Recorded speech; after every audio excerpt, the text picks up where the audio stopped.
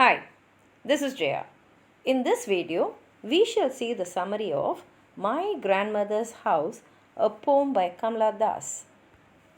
Kamala Das has written this poem in the memory of a grandmother with whom she had spent her childhood. This is a confessional poetry. The poet considers her childhood to be the best moment of her life, and she also desires to get them back. She at the same time mourns the loss of her grandmother. She says that there is a home that is now very far from her. It is the place where she received love. It was the house of her grandmother in which she spent the days of her childhood. However, her grandmother is dead now, and the home is without any life because her grandmother was the very soul of it. Her grandmother also had books. As she was quite young, her grandmother would read stories for her. But now only snakes are moving in those books. All these things made the house quite horrible, and the poet is quite unhappy. She also is now without any life and warmth. The poet expresses her desire to go to her grandmother's house because she is emotionally attached to it since her childhood. She wants to look through the blind eyes of windows of her grandmother's house. She says blind eyes of window because there is no one inside the house to look for. She also desires to listen to the frozen air of that house. Since the house is locked, even the fresh air has not moved in. She desires to move into her thoughts which are buried deep inside her heart and no air has blown into it.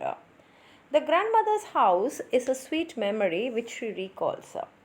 She further says that she wants to bring the darkness of her grandmother's house in her troubled life. Her grandmother was very protective, and now the poet feels insecure and feels that even the darkness of her grandmother's house, actually this darkness is unpleasant like cold moon, but she feels even that darkness can comfort her. Finally, she says that she has some of the best memories of her grandmother's house and she is quite proud of it.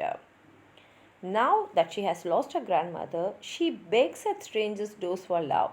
She knows well that she won't be able to get that much love which she got from her grandmother, but at the same time, she still hopes for at least a part of it.